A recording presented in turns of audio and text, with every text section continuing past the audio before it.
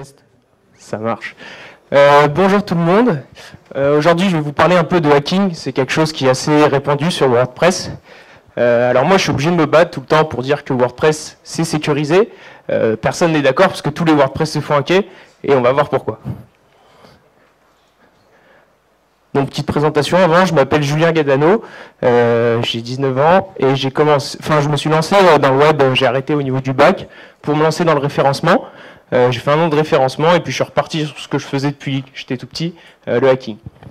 Donc du coup, moi je fais du développement en PHP, mais je fais pas de développement sous WordPress parce que c'est pas quelque chose qui répond à des besoins que j'utilise. Par contre, je suis souvent amené à désinfecter des sites sous WordPress parce que tous mes clients sont hackés. Et pourquoi ils sont hackés? C'est simple, c'est parce que WordPress est 30% des sites. Et qui dit 30% des sites dit que les hackers, eux, vont aller s'amuser à aller taper là où il y a de la masse. Ça veut dire que si ils vont aller hacker Wix, alors déjà Wix, je ne sais pas s'il y a des sites dessus, mais en gros, Wix, Wix, ils n'ont pas une grande part du marché, on va dire, par rapport à WordPress, où quand on va aller développer un script qui hack ces sites, eh ben, ça va tourner à fond, et le hacker, lui, va pouvoir en profiter. Donc du coup, l'idée, c'est de partir d'un hacker, et on va essayer de voir comment lui fonctionne. Le hacker, il est comme vous, il rentre chez lui le soir, il doit manger, il doit aller acheter des couches à ses enfants, et donc du coup, ce hacker, il a besoin d'argent, comme tout le monde. Mais comment il fait? Parce qu'il a un métier qui est un peu particulier. Eh ben, il va trouver des méthodes de monétisation. Pour ça, moi, les virus que je retrouve sur des WordPress, c'est à peu près toujours les mêmes choses. C'est des scripts qui minent du Monero, donc CoinHive par exemple, qui est souvent injecté. Ça se fait un peu moins maintenant parce que CoinHive, il me semble, a bloqué ça. Mais c'est pas grave, les hackers, ils ont d'autres alternatives comme le spam. En fait, l'idée, c'est que pour aller envoyer des spams par mail, il faut un mail qui est propre. Sauf que si on pourrit un mail, après, il est plus propre. Du coup, ce qui se passe, c'est que les hackers, ils vont utiliser le mail de votre site comme mail propre. Ils vont détruire, il va être répertorié comme spam, mais c'est pas grave, entre-temps, ils auront chopé un autre serveur. Pour le référencement aussi, les hackers, ils vont aller placer des pages sur votre site pour vendre des super médicaments ou des super Nike pas chers, des vrais évidemment, et ils vont vous revendre ça sur votre site. Donc ça veut dire quand on va taper sur Google, on va taper comment maigrir sans effort, des requêtes un peu comme ça, on va tomber sur votre site à vous, votre site de votre boîte, parce que vous vous êtes fait hacker. Et c'est là où les hackers vont profiter en fait de l'ancienneté de votre site, de sa popularité, etc. Et ensuite, c'est les pubs pour adultes.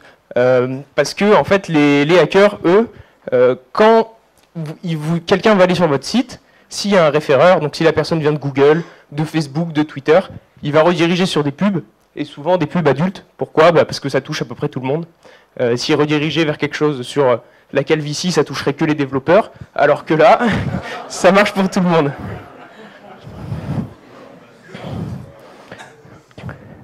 Mais pas que. Il n'y a pas que des hackers qui doivent nourrir une famille, qui sont là pour gagner de l'argent. Il y a plein de hackers, comme moi avant, qui sont là, en fait, c'est des enfants, et qui vont aller s'amuser à hacker. Je retrouve ça assez régulièrement. C'est des personnes qui vont hacker le site, et qui vont... Qu'est-ce qui s'est passé? Ok. Qui vont aller hacker le site et du coup qui vont mettre juste peut-être leur pseudo pour dire je suis rentré ici, ils vont l'envoyer sur les forums à leurs amis, etc. Et c'est une catégorie assez répandue quand même. Donc on peut se dire que ça pose pas de problème, et c'est ce que je pensais avant aussi, mais en fait il faut comprendre que le hacker qui va infecter un serveur juste en mettant son nom, sans rien modifier, sans rien faire, et en fait derrière ça veut dire que le serveur a été mis à mal, on va dire, et qu'on sait qu'il est infecté, et du coup on va devoir faire des analyses poussées pour dire est-ce qu'il y a d'autres choses, et en plus ça prend beaucoup de temps, parce que comme il n'y a rien, on passe beaucoup de temps à chercher pour rien trouver au final. Du coup, comment ça marche? Comment WordPress se fait hacker? Comment les hackers fonctionnent? Il y a deux grosses failles, c'est pas vraiment des failles, c'est des mauvaises pratiques, parce que WordPress, comme je le disais déjà avant, c'est quelque chose qui est très sécurisé de base. Alors oui, il y a toujours des problèmes qui arrivent, comme dans toute solution, mais la base est plutôt solide. À part dernièrement, je ne sais pas si vous avez vu, il y a eu une faille une faille de type DOS. Donc c'est-à-dire qu'on peut demander à un serveur de charger beaucoup de ressources, et cette faille, WordPress l'a pas patché. Alors pourquoi? Je pense que c'est un peu politique, parce que, alors je ne m'y connais pas trop, mais en gros, la faille a été reportée, WordPress a refusé la faille, donc a refusé de donner de l'argent pour corriger, et au final la faille n'est pas bouchée. Donc c'est un peu dommage. J'ai partagé un patch gratuitement sur mon Twitter. Donc il faut le mettre, je ne suis pas développeur WordPress, donc c'est pas un plugin, mais ça va vous faire les modifications nécessaires pour contrer cette chose. Et donc du coup, il y a les mises à jour qui ne sont pas faites, qui sont un vecteur d'attaque, parce qu'en fait les mises à jour, ça comprend mise à jour de sécurité. Et là, le côté qui est cool chez WordPress, c'est que c'est open source. Donc du coup, on voit le code d'un plugin, on voit le code d'un thème, mais du coup, quand il y a une mise à jour de sécurité, c'est comme si on disait au hacker, eh ben, à cet endroit-là, il faut que tu attaques ici, pour toutes les personnes qui n'ont pas mis à jour. C'est pour ça que les hackers ont des facilités à aller développer des exploits et aller faire ce qu'ils veulent du site. Et ensuite, j'ai mis des forces de l'ordre pour signaler en fait que c'est le brute force. Ils vont aller, au lieu de trouver comment crocheter la serrure, bah, le hacker il va faire pareil, il va défoncer la porte. Donc il va tester tous les mots de passe pour trouver le vôtre et accéder à une session admin et prendre les pleins pouvoirs avec l'éditeur, etc. et se faire plaisir. Du coup, petit rappel, quand on fait des thèmes et des plugins, on fait des thèmes et des plugins enfants, on ne modifie pas directement le fichier. Pourquoi? Bah parce qu'après, il n'y a plus les mises à jour. Et souvent, moi, je tombe chez des clients qui ont des plugins qui sont modifiés et je ne peux pas faire les mises à jour. Donc, je lui dis, bah, soit tu demandes à ton développeur qu'il te refasse le plugin sur un plugin enfant, soit tu abandonnes ces modifications. Mais en général, c'est jamais pratique. Donc, vraiment, aller sur des thèmes et des plugins enfants, c'est hyper important. Et du coup, je vais vous montrer quel est le cheminement d'un hacker. Parce que pour moi, c'est important de connaître l'attaquant pour mieux pouvoir se défendre. Donc, le hacker, lui, il fait comme moi, il s'abonne à wpvulndb.com. Donc c'est la seule newsletter à laquelle je suis abonné, à laquelle je suis content d'être abonné, parce qu'elle me signale les failles qui sortent, que ce soit sur des plugins WordPress, sur des thèmes, sur le core. Et c'est assez réactif. Et du coup, les hackers, ils ont tout intérêt à utiliser ça aussi, parce que du coup, quand ils reçoivent l'alerte, la faille a été patchée. Par contre, les gens n'ont pas encore fait la mise à jour. Du coup, c'est pour ça que c'est super important d'être réactif sur ces mises à jour, parce que sinon, bah, vous avez les failles qui sont du coup publiques. Donc une fois que le hacker il a chopé ce mail, il va se rendre sur le site de WordPress et il va regarder combien il y a d'installations. Ça ne sert à rien d'aller hacker des plugins qui ont sans installation, on va perdre du temps, ça ne va pas être rentable. Donc du coup, lui, il regarde, il dit « Ah, 40 000 installations, bon, il y a moyen de faire quelque chose. » Donc le hacker, lui, il va continuer, maintenant qu'il a checké que le volume était bon. Et il va aller sur ExploitDB. ExploitDB, c'est un site qui répertorie tous les exploits sur toutes les plateformes. C'est pas que WordPress. Par exemple, Drupal a une faille de sécurité, enfin, 2 failles qui sont sorties récemment. Si vous allez dessus, vous tapez Drupal, vous avez les 2 scripts qui permettent de hacker Drupal. Donc, on peut se dire, c'est pas bon, c'est bon. Ça dépend. C'est important de rester actualisé sur les sujets. Donc, cet outil, pour moi, il apporte plus de bien que de mal, dans le fond, même si c'est compliqué à comprendre. Par contre, pour des petits hackers qui n'ont pas forcément les connaissances pour développer un exploit, ils ont juste à aller là-dessus, ils vont lancer en ligne de commande l'exploit, et ils n'auront pas compris ce qu'ils ont fait. Par contre, ils seront dans votre serveur. Mais du coup, là, sur l'exemple d'en haut, il n'y avait pas d'exploit pour le plugin qui était dans le mail. Donc du coup, là, moi, je suis allé regarder sur le... Alors, je ne sais plus comment ça s'appelle, ça.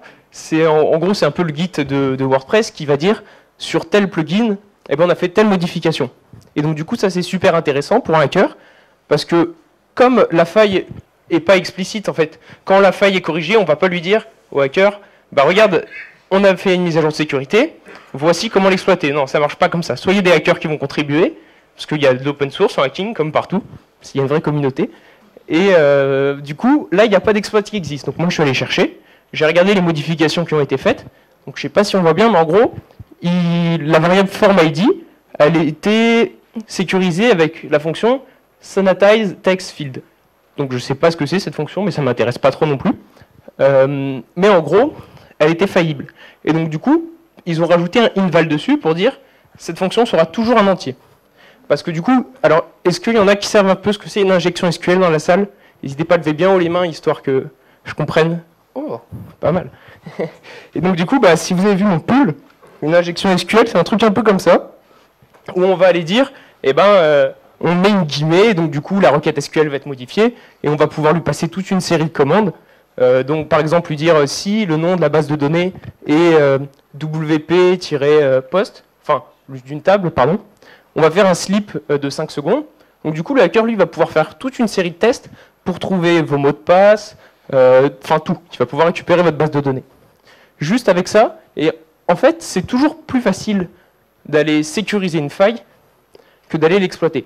Parce qu'on regarde, on l'a sécurisé en une ligne, par contre, pour l'exploiter, c'est un peu chiant. Du coup, après, le hacker, une fois qu'il a vérifié qu'il y avait une faille, qu'il y avait du volume, comment il s'y prend? Eh ben, il va falloir qu'il trouve tous les sites qui possèdent ce plugin. Donc c'est pas forcément évident. Mais donc du coup, moi je suis allé lister tous les fichiers du plugin.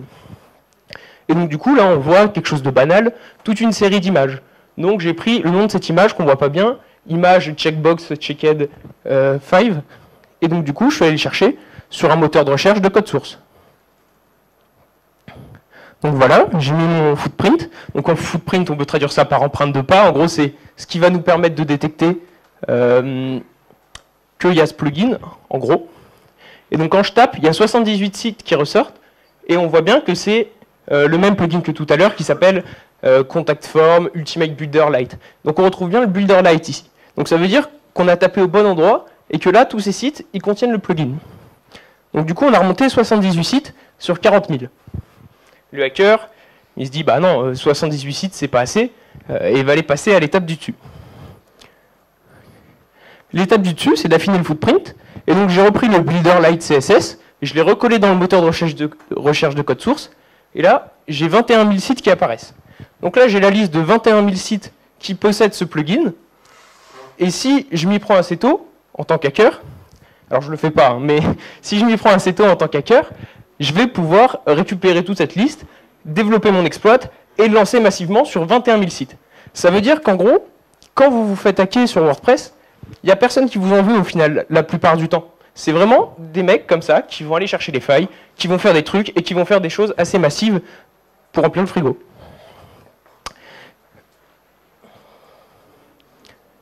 Et la dernière étape, du coup, bah, c'est qu'il lance son exploit massivement sur un gros serveur. Si possible, il faut anonymiser ça, sinon il y a la police qui tape à la maison. Comment on contre ce scénario? On peut faire de la veille avec wpvulndb.com, donc je vous encourage fortement à l'utiliser. Avec ça, vous allez être au courant, si vous avez des clients, même pour vous, quels plugins ont des failles, et vous savez comme ça quelles mises à jour sont à faire en urgence. Donc il y a plein de types de failles. L'injection SQL, ça craint un petit peu. Après, vous avez des trucs beaucoup moins graves comme des failles XSS qui sont rarement exploitées sur du WordPress, à moins que vous soyez vraiment une grosse cible. C'est-à-dire que si vous êtes, je ne sais pas, la Française des Jeux, que vous avez un WordPress, là, si vous avez une faille XSS, ça craint. Parce qu'on va démarcher. En fait, une faille XSS, c'est injecter du JavaScript sur une page, et donc du coup, ils vont envoyer un lien qui contient des commandes à quelqu'un de votre personnel, qui est sûrement connecté sur WordPress, et du coup, après ça, ça va lui renvoyer vos cookies, il les prend, il les colle. Alors, je ne sais pas s'il y a une sécurité sur WordPress, mais même sans parler cookies, ça peut le rediriger sur un phishing, etc. Enfin, ça ouvre plein de possibilités grâce à votre site. Et, je me suis perdu. Ouais, du coup, il faut bien faire ces mises à jour en temps réel et surveiller le serveur. Ça, c'est quelque chose que je fais parce qu'en fait, surveiller le serveur, c'est important parce que plein de fois, j'ai des personnes qui me contactent et qui me disent bah, Julien, mon site est plus indexé sur Google. Je lui dis alors oui, mais encore, qu'est-ce qui s'est passé?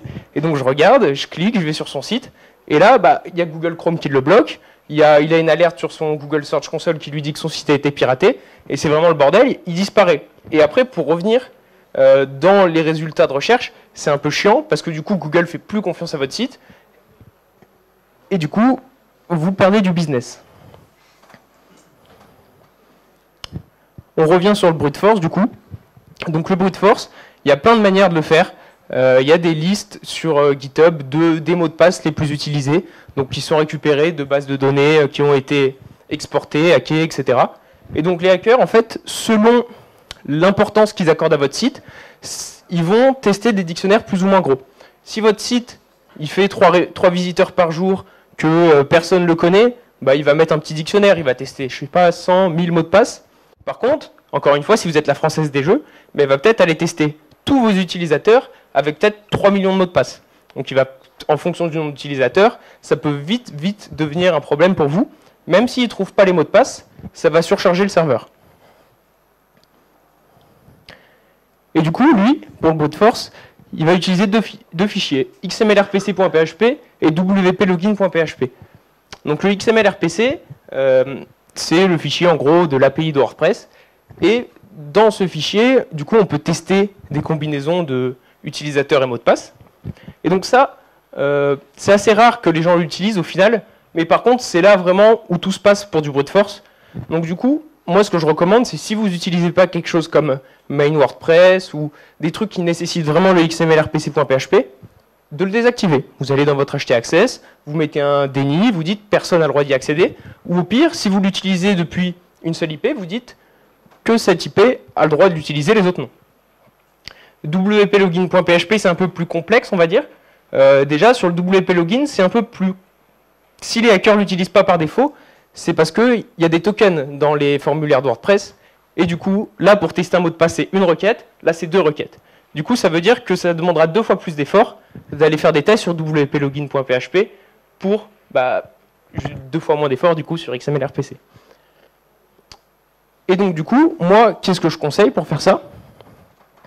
Déjà, si vous mettez un mot de passe complexe, le hacker, il se décompose. Lui, il ne peut plus rien faire. Si vous avez un vrai mot de passe complexe, et c'est là où c'est important, c'est vraiment d'aller... vous ne mettez pas le nom de votre fille, vous ne mettez pas des trucs qui sont courants, c'est vraiment utiliser des trucs qui n'ont pas de sens. Alors pour ça, il y a KeePass, LastPass, qui sont vraiment des très bons outils pour sauvegarder vos mots de passe, pour éviter de rentrer dans des trucs où vous vous faites hacker parce que vous avez la flemme de retenir 10 mots de passe. Et là, c'est la tête du hacker si vous mettez une double authentification. Une double authentification, ça va tout lui bloquer, et vous, votre serveur, il se portera beaucoup mieux. Pourquoi ? Parce que du coup, en fait, la double authentification, ça va être via htpassword, donc ça va être au niveau de la config Apache. Donc ça veut dire que quand il va faire ses tests sur le XMLRPC, sur le wplogin, il ne pourra pas générer des requêtes SQL sur votre serveur, et ça va empêcher votre serveur de saturer. Parce qu'il y a plein de gens qui ont des problèmes, qui pensent de DDoS, alors que ce n'est pas du DDoS, c'est du brute force qui est bien marqué. Donc important, si vous avez la possibilité, mettre cette double authentification. Sinon, vous avez toujours des plugins sur WordPress comme Loginizer, enfin il en existe des centaines, je ne sais pas combien il y en a, mais l'idée c'est que vous pouvez mettre un truc comme ça qui dit qu'au bout de 3 connexions sur l'IP, on bloque. Pareil avec le fail to ban que vous pouvez très bien configurer sur du wplogin ou XMLRPC pour lui dire si ça passe pas, on bloque l'IP. Et là, vous allez être plus tranquille, on va dire. Du coup, moi j'avais fait un petit... Parce que pour moi, tout bon développeur est flemmard, c'est important. Du coup, j'avais fait un petit script qui installe cette double authentification. Donc c'est pas quelque chose qui est complexe. Donc je l'ai partagé gratuitement pour dire, voilà, si c'était plus à la base pour les personnes qui ne savent pas forcément le faire. Donc ça récupère en gros votre chemin du site, ça écrit le htaccess, le htpassword, ça vous génère un mot de passe, ça vous le donne, vous supprimez le fichier, on n'en parle plus. Donc ça peut être sympa s'il y en a que ça intéresse. Et du coup, pour la conclusion, Hack the Planet. Et est-ce que vous avez des questions ?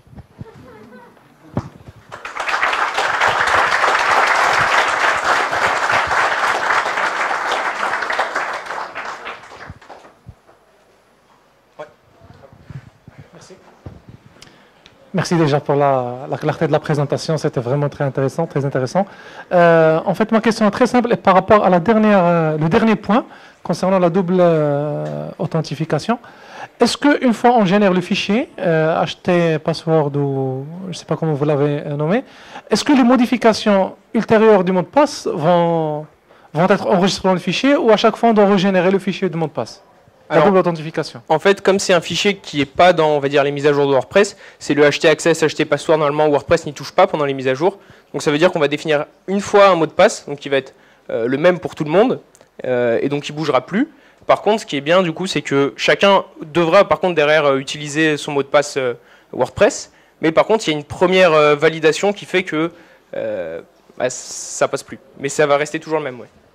Donc c'est le même mot de passe partagé par tous les utilisateurs, enregistré dans le HT password, et puis il y a un deuxième mot de passe pour chaque utilisateur, personnalisé pour chaque.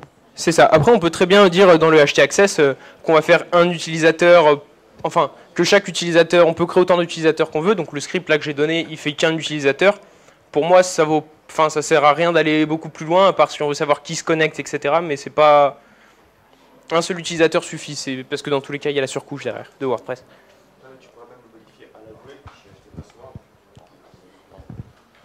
Je disais, ouais, tu pourrais le modifier à la volée, le fichier HTPassword, pour que ça corresponde, le même mot de passe corresponde dans le HTPassword et dans le back-office WordPress. Tu pourrais le faire, mais bon... Ouais, en fait, il faudrait le faire au moment où on crée les utilisateurs, parce que du coup, en base, c'est haché, etc. On peut pas reprendre, mais ouais, c'est quelque chose qui est faisable.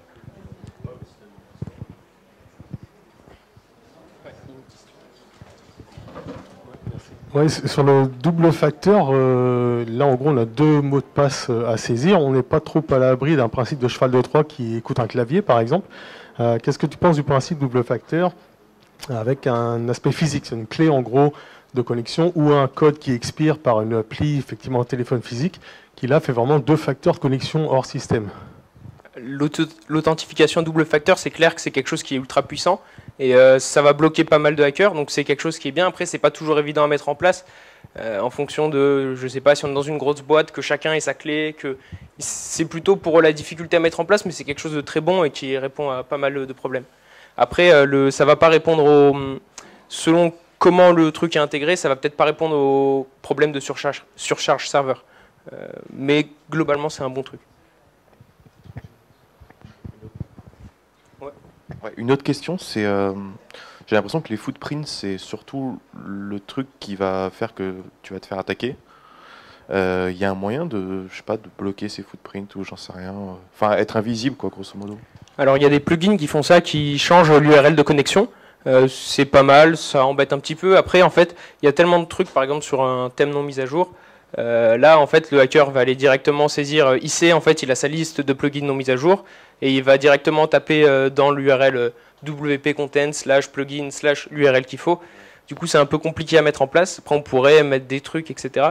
Ce qui est bien aussi, c'est dans le htaccess mettre un option -index pour éviter de lister tous les dossiers. En fait, il faut essayer de révéler le minimum d'infos au hacker. Parce que même un fichier readme.txt, ça, il va l'utiliser pour connaître la version en cours. Et tous ces trucs-là, pour lui, c'est une mine d'or au niveau information.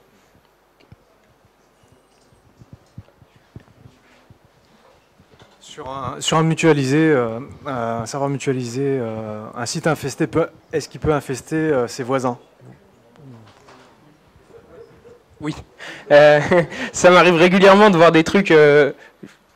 des gros serveurs où il y a vraiment beaucoup de mutualisés. En fait, ce qu'ils font les hackers, c'est qu'ils remontent un niveau plus haut, ou pas forcément. Des fois, ils ont des scripts un peu plus malins que ça, mais ils vont aller vraiment infecter tout le serveur, que ce soit du WordPress, pas WordPress. Ils en mettent de partout et c'est vraiment un problème pour désinfecter. Du coup, il n'y a pas de dossier sécurisé. Par exemple, si on va au-dessus du 3W, par exemple chez OVH, ça, c'est pas une sécurité. En fait, le problème avec les mutualisés, c'est qu'en général, tu n'as pas la possibilité de faire plusieurs utilisateurs, de mettre un base dir, etc., qui fait que tu ne peux pas remonter plus haut. Du coup, sur du mutualisé, avoir 20 WordPress, c'est jamais une bonne idée. Donc ça peut être cool d'utiliser, même prendre un petit VPS où tu mets une licence cPanel, et là, tu vas pouvoir séparer les choses de manière plus propre. Ok.